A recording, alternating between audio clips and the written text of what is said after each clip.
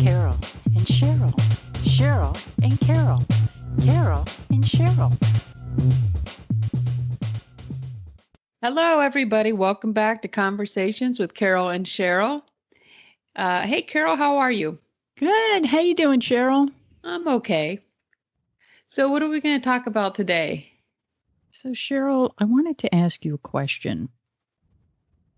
So, I want to hire a contractor to take my fireplace out and just put in some tile and some drywall where the fireplace was. And I did all this research online and I found the perfect fit. I found my guy. And I called him and I said, "Hey, this is Carol. I have some work to do." And he's like, "Hey, I'm on a ladder right now. I'm interested in your work. Can you please send me a text message to the same number?" And I said, "Sure, no problem." So I sent him a text. "Just spoke with you on the phone. Here's a little overview of the work. If you can come out and talk to me about it at your earliest convenience, we can work around you. That would be great. And by the way, you were recommended by a friend. And we know you do great work, and I think it's a good fit." So I'm all excited, thinking my project's going to be worked on. The guy's interested. I send him the text, and I don't hear back from him. So then I do a follow-up text. "Just following up with you. We spoke on the phone. You were on the ladder. Just trying to see if you're still interested." And he wrote back, "Yes, I'm definitely interested, but I'm just a little bit busy right now. I'll get back to you." And I'm like, great. So I'm excited. I got the house clean because I know he's going to come over and look at the job. And it's like crickets. I never hear from the guy. What's going on with the communication? So this is what I see the dynamic is from a high level perspective. I find a contractor that has all kinds of potential. I'm going on the guy's potential. I'm going on the reference that I got and the reviews that I read online. We have a verbal conversation where he says he's interested. We have 2 text exchange where he says he's interested. So I'm going on potential and I'm going on his word, his written word and his verbal word, but nothing happens. So what I really have to go on are his actions.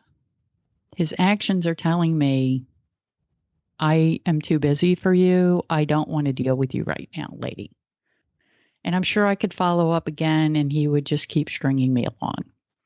My question is, 1, why don't people just say, "I'm not interested"? Or, "Thank you for thinking of me. I'm flattered, but I'm very busy right now and I really can't do this." Or, "I want to do it, but I can't do it." Why aren't people just straight up?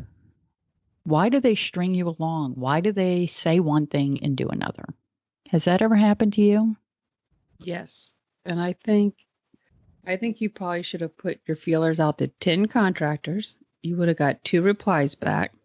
And I think you should try them in November when there's no work. Then you'll get a response. I also think the reason why they string you along is because a lot of them are just their own boss. It's a lot of work. They have to provide estimates. They have to provide the work. They have to do the billing. They have to make sure they follow up with people. They have to go to Home Depot that has never got 100% of the supplies that they need in stock. So you're dealing with one man trying to handle all of this without any staff, and he's taking things by text messages. Therefore, you have a mess. That's what I think. Yeah. I don't know why people just don't say it. I think their intentions, I'm guilty of that.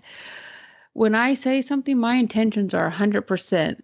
And I'll say, "Cheryl, you just committed yourself and I'm 100% there." And then when the time comes, I guess it goes back to, am I a functioning adult?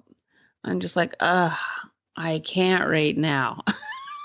Hmm. But anyway, I think people have every intention to do it. Otherwise, it would just be easier for him to say, can't do it right now. Contact me in 3 months.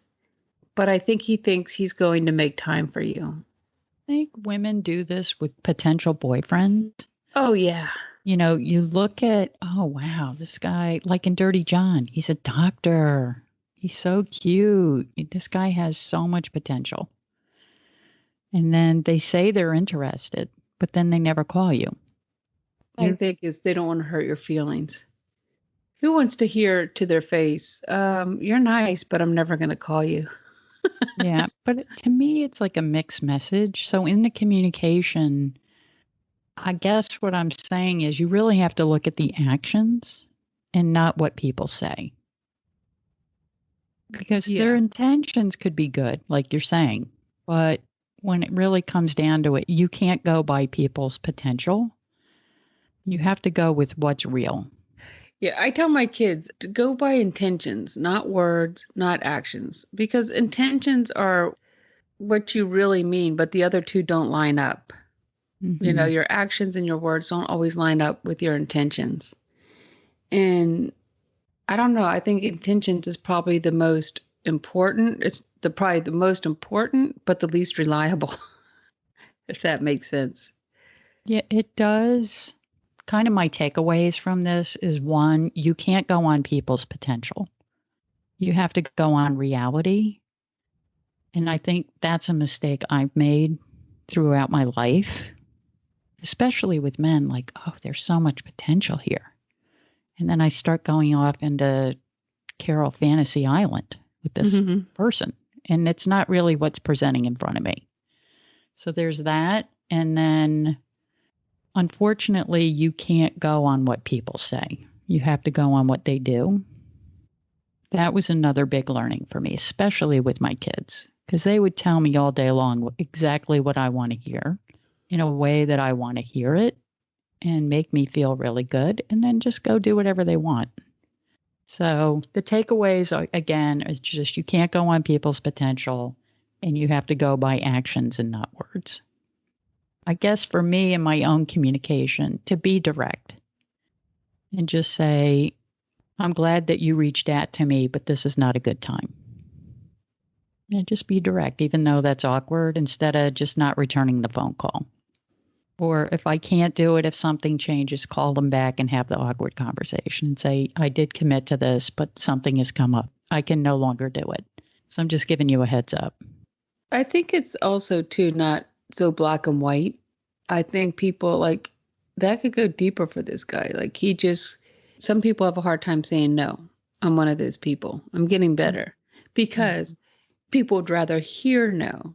I'm finally learning that people would rather hear no than to have you string them along.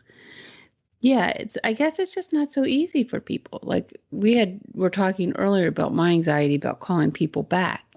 Maybe this guy just can't say it, and maybe it goes deeper than this guy's job. And then some people feel like it's a failure if they find themselves repeating stuff like, sorry, I didn't get back to you. Sorry, I didn't get back to you. But maybe if they did that more often, myself included, then you'd get tired of saying sorry. So there you go. Like the takeaway is for people to just not probably, but to just say no, like you said, can't do it at this time. Call me back in 3 months. And they'd be more respected for it.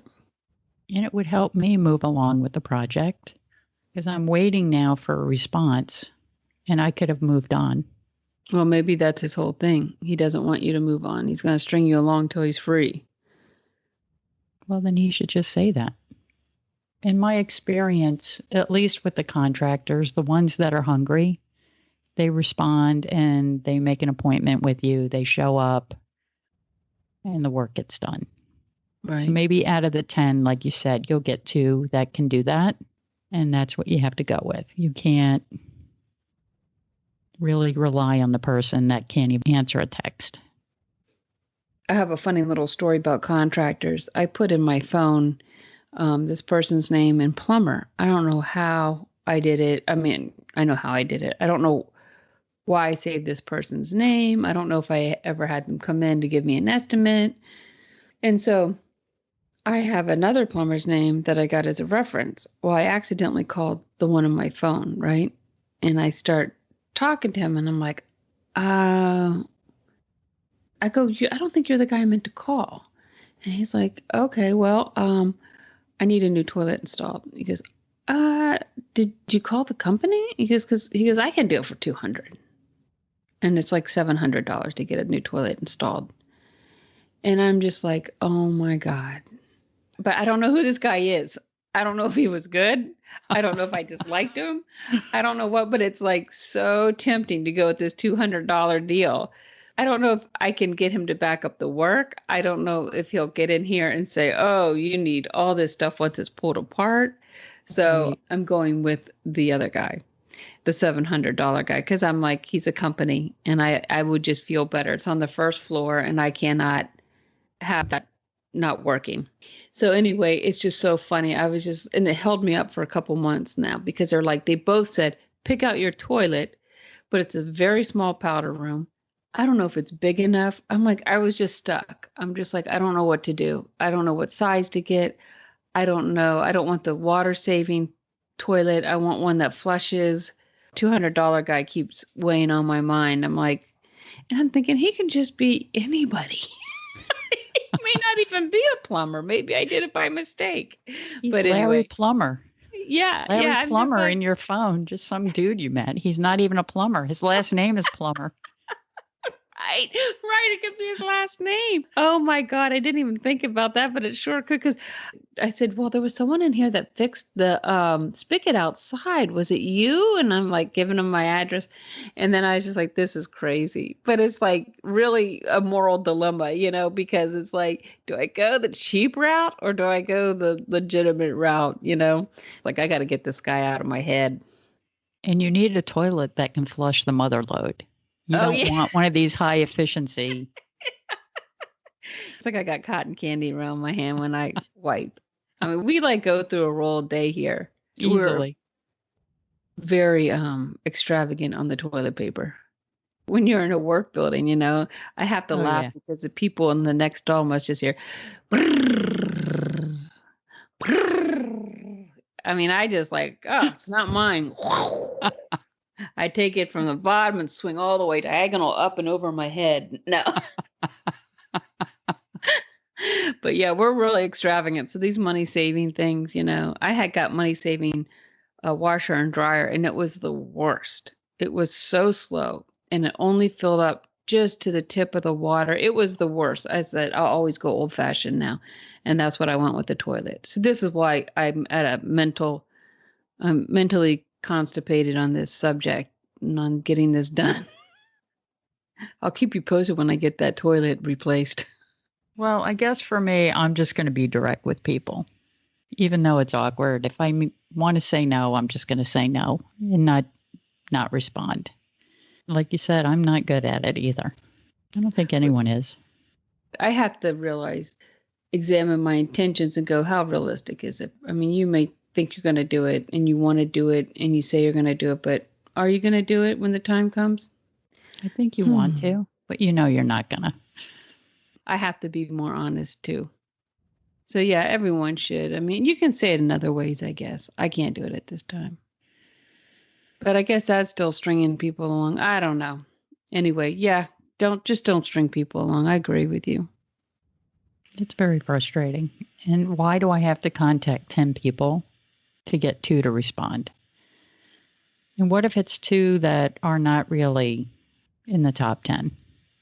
Contractors could make so much money if they would just be on their game. Everyone has work to be done. If they could get themselves on track and they could make a killing. Well, I think what you said is a good point. One, they have tons of work. So they probably don't need to even call me back. They can just go with that, and that's acceptable. And 2, they are probably a one-man show. I didn't think of that. And if they got an assistant, they're still not going to be able to do any more work than they're doing. They would the assistant would just be calling people back saying no in a polite way. My sister and I took out the carpet in the upstairs of my townhouse and put in vinyl flooring that looked like wood. We were so frustrated. I mean, we were like really, our hearts went out to these contractors. We went to the Home Depot and we got the flooring cut for what we needed and everything. And then the instructions were with this flooring to get this two-sided tape, right? Well, they didn't have that two-sided tape. So you can never just go and get what you need. I do a lot of little home things myself. You go there, you need 24 knobs in your kitchen. You know, you're pulling them out, you get there, you got 23. It's just the most frustrating thing ever. The Home Depot, and I don't know about Lowe's, I don't go that often, but Home Depot never has 100% of what you need. Never. And it's just have to do it that day in and day out. I mean, I'm sure your jobs get postponed or you have to go, you know, instead of going back to do the work that afternoon, they got to go to 3 other Home Depots or Lowe's. It's just very frustrating.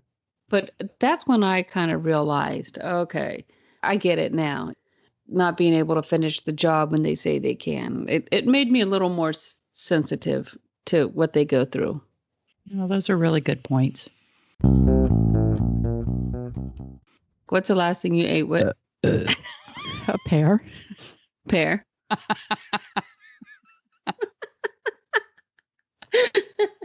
Mine was a hot dog. I did it while we took our 15-minute break. Did you really? Yeah. What kind of hot dogs? All beef ballpark. I haven't had hot dogs in years. Like I stopped and then I got back on it when we had a little party here in the neighborhood. I made hamburgers and hot dogs. And damn, they're good.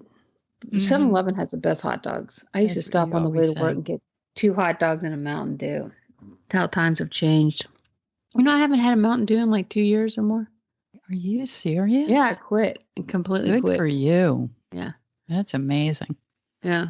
And I haven't had a soda in a long time again. I do the, because I haven't had a rum and coke in a while now. Well, it hasn't been a long time, but a month, I guess. But I don't drink the sodas when I don't have that. How are you doing with your food plan? My food plan? Well, I'm not going to buy hot dogs anymore because it's just too easy. Like, like in the morning when I'm busy at work, you know, it's just so easy to boil a couple of hot dogs, eat them. So I'm not going to even buy them. I've been eating like, I'm okay. Like I've been eating a bowl total in the morning. I got a little tired of the chicken salad. I like the egg salad. So tomorrow I'll probably make some egg salad and have that. Oh, I've been eating my chicken. I fry it up in the skillet and then put it on top of the salad with my goat cheese and cranberries and the blue cheese and balsamic honey. Nice. But I've been doing those 3 cycles for kind of a while.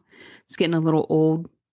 So I'm going to have to start bringing something else in. Maybe I'll go to Pollo and I get the big sauce, make the chicken here and dip it and just cut it up.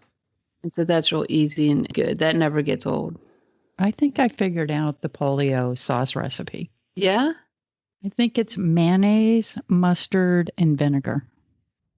Okay. I also think they pour a little bit of jalapeno juice in it. It's doing that intermittent fasting, but it didn't make sense. Can't eat till 12 or 1. And I'm like, well, they're always telling you need to break your fast. So, and you should eat as soon as you get up. And I'm like, I did that for years. I wouldn't eat till late in the day. I don't get that. I think the whole point is that you don't eat at night. You don't eat at night and you're skipping a meal. So you're just taking in less calories, but it's messing up your blood sugar. You need to eat that a little something for breakfast. Works for some people, but I think it's just tricking your body. You know, and I know, portion control. Yeah, diet and exercise. Sweets. There's no secret to it. Yeah. That's why I always laugh. I normally say to people, what? How did you do it? Diet and exercise? Like everyone always asks like it's a mystery. What did you do? Yeah. You don't eat as much and you exercise? Period. I know people say to me, how do you stay so thin? I starve myself and work out. I'm like, I bet you thought I was naturally like this, right? Yeah, I thought you were natural. No, I'm starving right now. People look at you like, oh, Yeah. you're not a That's how freak. You're like the rest of us. I have a cousin that forgets to eat. She doesn't need, but she's like ridiculously skinny. Yeah. She's like, I forget to eat. I have alarms set on my phone for every meal, so I don't forget. You're We're not kidding. we're not going to forget a meal. You only get a certain amount of meals in a lifetime. Don't skip any. That's just dumb. Why would you do that? Oh, God. That's how I feel about the actresses in Hollywood. They have to like constantly give up so much. But you don't. You just get into a routine. You're not giving it up. You're gaining a beautiful body. You're not giving stuff up. That's why you have to change your outlook. Look at what you're giving up. Look at what you're gaining. I don't think that bothers me. I don't What? think it bothers me giving up the body You're okay with that? to a certain degree. As long Not as you like can have this. your I don't hot like dog? being like this. I don't like being this heavy. I don't feel this heavy. I joked around that I think I have body dysmorphia the opposite way. And I'm beginning to think, haha, that was a joke. Just like I thought I was weird about not calling people back. It's so funny because you'll say, like, are you okay? And I'm like, yeah, man, like I can do all that. I think I can do anything. I think I could, like you're like, get an e-bike. I can ride that. I think I can do anything I that think way. You can. Yeah, I think you can. Now, with my age, though, I feel limitations with the weight in the age, I'm sure. I could do it, but clearly I can't do stuff. But I don't see myself as heavy as I am. It's shocking when I do get like a reality dose. It's like, holy shit, fucking fat, you know? I mean, seriously, it sounds so stupid. I recently lost 15 pounds, and I was never heavy anyway. I've never been really overweight, but I can tell you I don't feel the weight when it's on. This is when I notice it in a photograph. And number two, when I try and actually do something.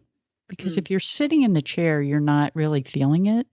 But if you try and run a mile, you're going to feel it within the first 100 feet. Yeah. Oh, yeah. So I think if you're just sitting around and you're not really that physically active, you're not going to feel it. Do you agree?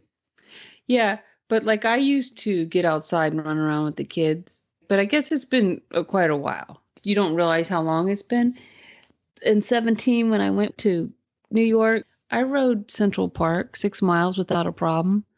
The only reason I stopped is because I thought I might get heat stroke because it was so hot. Mm-hmm. And I'm like, okay, I just stopped because I haven't done this in a while. It's my age and it's the heat. The responsible thing to do is to stop, not push yourself after not doing anything like this. And it was going uphill. I could not have made it uphill with the heat and all that. So maybe that was a limitation, but I just figured the three combined, I just was responsible and stopped to take a rest in the shade. Me and my brother one time years ago got on bikes and we rode all over. And it wasn't a problem. I was always able just to go do that. I get on the scooters. The one guy was like, oh my God, was that you? I'm like, yeah, it was me. I don't even think about it.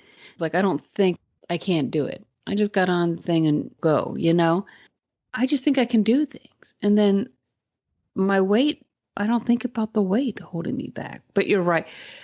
Sitting all day, it's getting apparent to me that things I can't do. But I don't have the gumption to go out and change it. You've got to be in a little bit of good shape just to carry the weight around with you, to carry it up and down the steps and getting it all in and out of the car. It's so funny. I was like, okay, why is it that they have fat men lift big things up? I'm like, but because they're lifting their weight on top of it. And so why does fat make you stronger? Oh, give it to the big girl or give it to the big guy. They can lift it. And it's like they're fat. There's muscle. There's a lot of muscle in that body to be able to do that. Yeah. It looks fat. There might be a layer of fat over the muscle, but there's definitely some muscle there. I mean, tell me if this is true. Do you look in the mirror below your shoulders? No, I look. I'm fine when I'm looking head on sometimes, but when I turn sideways, I'm looking more lately because I'm like, holy shit. I've always been like, if I can cover it with clothes, wear like a blazer and it's fine, falls okay, I'm good. But now I'm at the point where like thing really looks good. Let me ask you this. What do you think your weakness is? Movement. But I like fun movement. I like going to the batting cages. I mean, I don't move enough right now. You know, I like bike riding, but I'm scared to do like your kind of bike riding on the side of the road or do anything like that because I'm just so scared I'd get hit. Too much fear with me. But I like doing fun things. I like playing softball. Weight loss is 80% diet, 20% exercise. So I agree with you. You have to move. I understand what you're saying about you probably could move some more. I don't think I know really how to eat. I don't want to go to the grocery store and plan out like these meals. It's a kind of a lack of organization, I think, when it comes to planning out my meals. And like when we grew up, it wasn't until our 30s, at least with me, that I really knew what carbs were. I'd hear carbs, but I didn't realize carbs convert to sugar. We just ate and did whatever we wanted when we were younger, and our parents didn't say anything about like lay off the carbs and soda wasn't as big as it is now. We had soda, but I mean, I wasn't a soda fiend when I was a kid. I drank more soda in my adult years than I did as a kid just because it wasn't around. But so it's like a lack of knowing how to eat, I think. That's why it's easy for me to do Suzanne Summers because I just fix a steak and green beans or, chicken breast and whatever. Real simple stuff. Protein in a vegetable can be very boring unless you put a lot of hollandaise sauce or butter on it or eat it with a piece of bread. And then this is a big one. I feel like food, honestly, in a way, is like one of my only enjoyments. Like I don't have sex. Don't go out when I want to go out all the time. When I go out, it's like socially for me. I love it. And I don't want to have to restrict myself.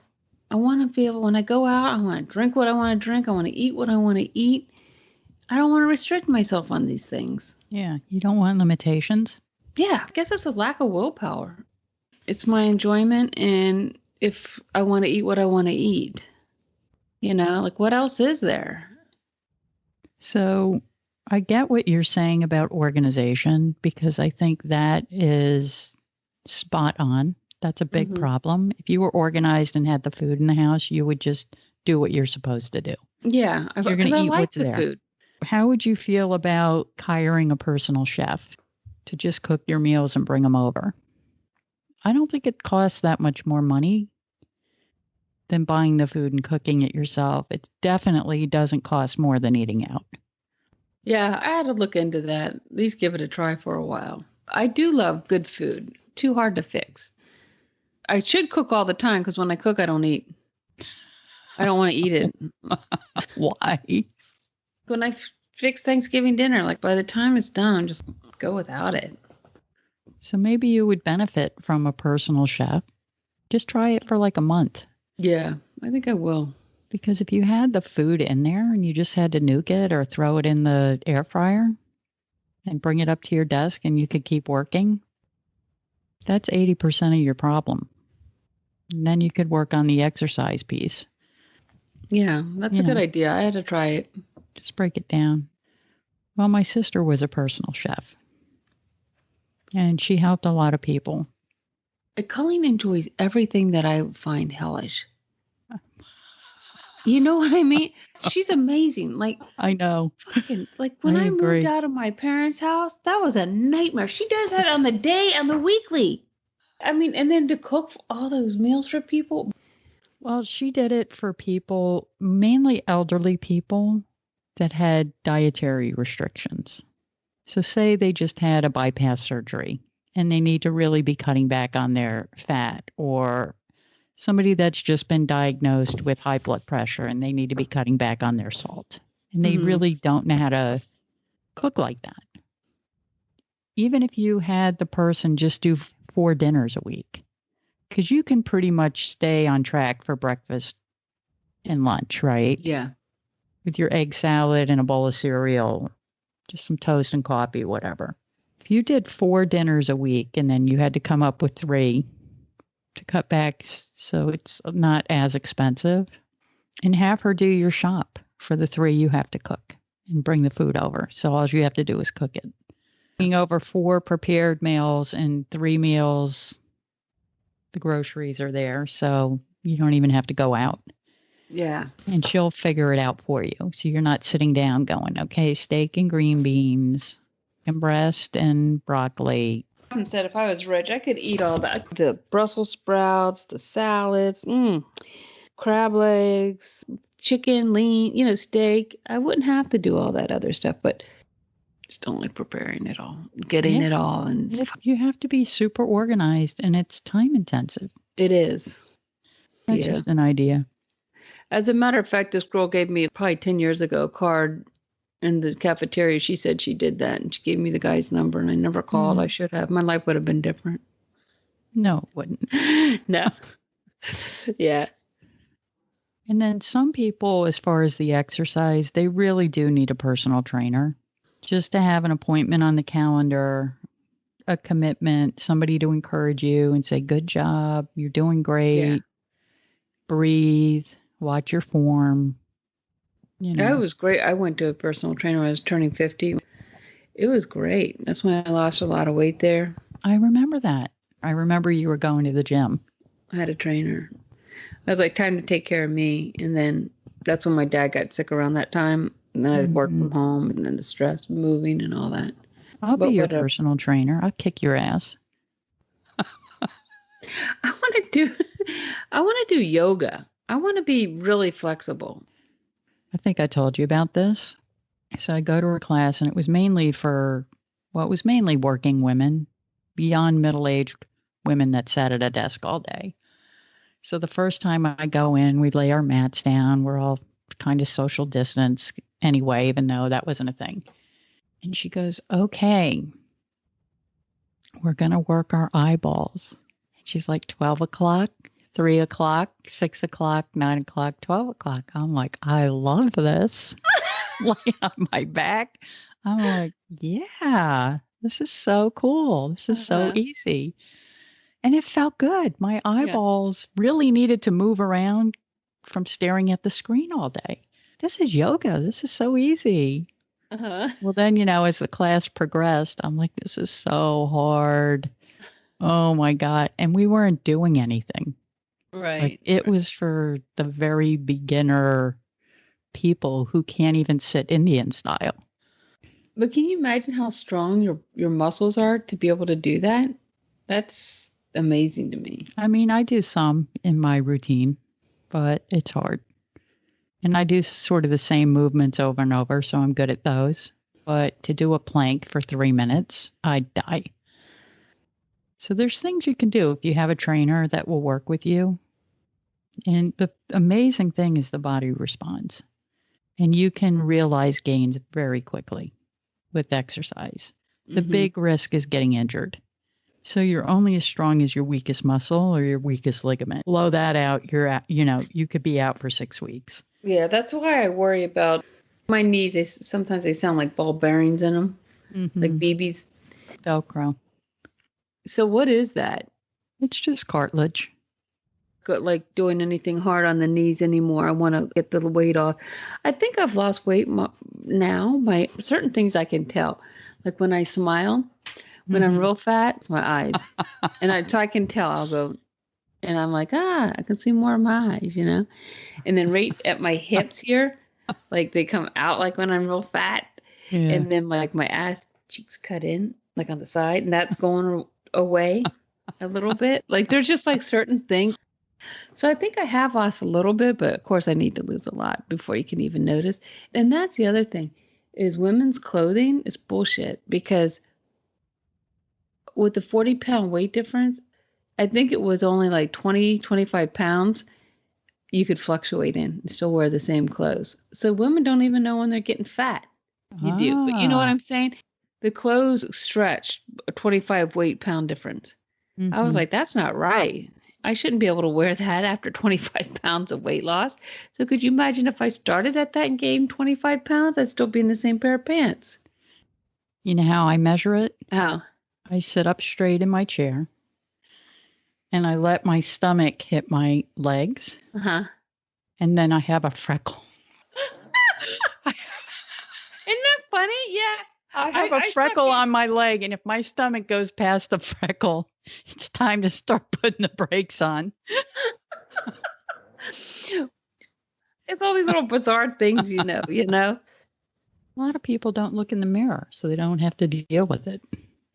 And I But think it's a big commitment to make the decision to change your food plan. I call it a yeah, food plan. I don't call it a diet. that's a good idea. That's a good thing. Plus, I want to do a lot of things. Like I still want to go to nightclubs, and Yeah. dance and get stupid. I love that. Yeah. I don't want to look ridiculous, I mean, if you really want success, you're going to have to switch it up because it's so easy to just fall back. It's so hard to be consistent. I think that's one thing I have going for me is I'm very organized and I can plan it out and Yeah. stick with it. As long as the food is in the house, the correct food, I will eat it. If there's Right. no food in the house, then I'm making bad choices. Right. That's me. I Too. can eat salmon 3 nights in a row. I don't care. As long as it's in the house, I'll cook it and eat it, and I'll love it. But yesterday I had no food, and I went out to a restaurant, and I had that fried fish, and that was stupid. Even if it's eggs or cereal, I'll eat Yeah. that. Yeah, I'll fix deviled eggs sometimes Mm. when I'm doing the Suzanne Summers things. Cumin on top of it. So good. Smells like BO, but it's so delicious. It's so bad smell, but on top of the deviled eggs, it's delicious. Like after this, I'll probably go down, cook a couple hamburgers, and just put mayonnaise and ketchup on it, which is fattening, but on Suzanne Summers, that's okay. Cut out the mayonnaise for a while and just do the ketchup. But yes, I'll just do that. No bread, just the hamburger patties. Yeah, I just think you need to work on the long game. Well, I always used to say that when I would become a mom, I'd be a fat mom. I just thought moms were supposed to be fat. That was my image. I had all the years where I ate what I wanted to eat when I wanted to eat it. Now I just got to eat right. I'd like to look nice in clothes. Just as long as you're thin, you look good in clothes.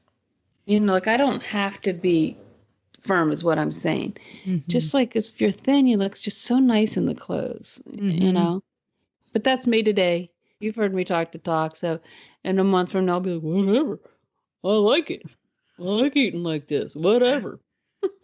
You're going to be calling me. Let's go out for some crabs and some hush puppies. And let's get butter. Yeah. Oh my Butter with God. those crabs. It's really hard, especially with COVID, because you can't really go out. So you're just kind of stuck at home, and it's so easy to eat.